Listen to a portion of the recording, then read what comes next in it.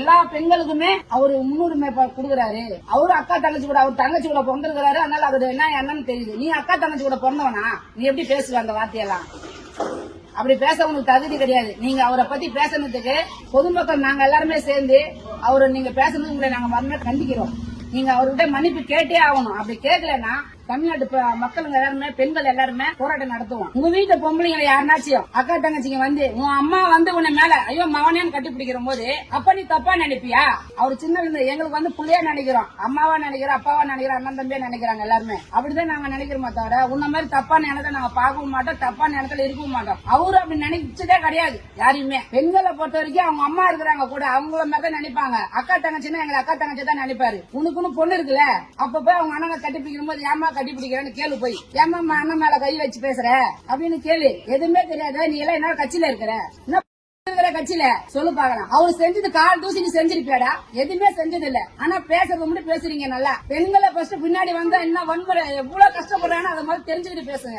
எதுவுமே ஒரு கட்சியில ஒரு பதவியில இருந்துகிட்டு அவரை பத்தி பேச உங்களுக்கு யோகிக்கே கிடையாது. அவரு இந்த கட்சி மூலியமா எதுவுமே செய்ய கிடையாது. அவரு சொந்த பணத்திலயும் அவரோட இதுலயும் நம்ம மக்களுக்கு நல்லா இருக்கட்டும், நம்ம அக்கா தங்கச்சிங்க, நம்ம அம்மா மாருங்க, நம்ம எல்லாருமே பசங்க படிக்கிட்டு கொண்டுட்டு எல்லாமே நல்லா இருக்குன்னு பாக்குறாங்க தவிர அவர் நினைக்கிறார தவிர அதை விட்டுட்டு நீங்க வந்து அக்கா தங்கச்சி மேல வந்து உள்ளட்டும் அப்படின்னு அவர் எதுவுமே நினைச்சது கிடையாது. உன்ன மாதிரி தப்பா நினைச்சது நாட்டுல வாழ தகுதியே உனக்கு கிடையாது. நீ எப்படி அந்த வார்த்தையை பேசுவ? தகுதி இல்லாதவங்க எப்படி பேசுறான் அந்த பயிற்சி சொல்லு பாக்கலாம். தகுதினா என்னன்னு தெரியுமா? அக்கா தங்கச்சினா என்னன்னு தெரியுமா? அப்ப நீ அக்கா தங்கச்சியோட பிறவையாடா? பிறந்தா அப்படி கேட்டுக்க மாட்டல. நீ பிறகாதனாலதான் அப்படி கேக்குற. பெண்களை கொண்டு போய் அம்மாவே கொண்டு போய் விடுறாங்கன்னா எப்படி போய் பேசுவாங்க?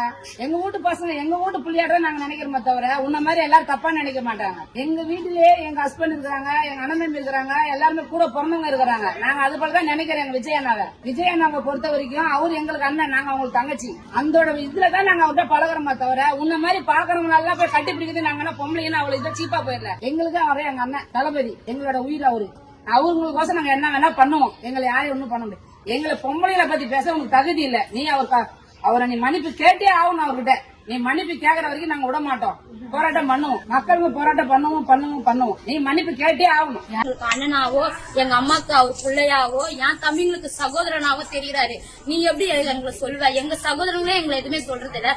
நீ எப்படி எங்க அண்ணனை நீ சொல்லுவே? நீ உன்னுடைய சம்பாத்தில நீ ஒண்ணும் குடுக்கல. நீ ஒண்ணு அவர் சம்பாத்தில அவர் உழைப்பினால எங்களுக்கு தராரு. அதை நாங்க வாங்குறோம். உனக்கு என்ன தோணுது? உனக்கு மைக்கு கச்சா எது வேணாலும் பேசுவ, எது வேணாலும் கொள்ளுவ. இதுல உனக்கு உரிமையே கிடையாது. எங்க அண்ணனை பத்தி பேச உனக்கு தகுதியே கிடையாது. என்ன கொண்டு நீ பேசுவ?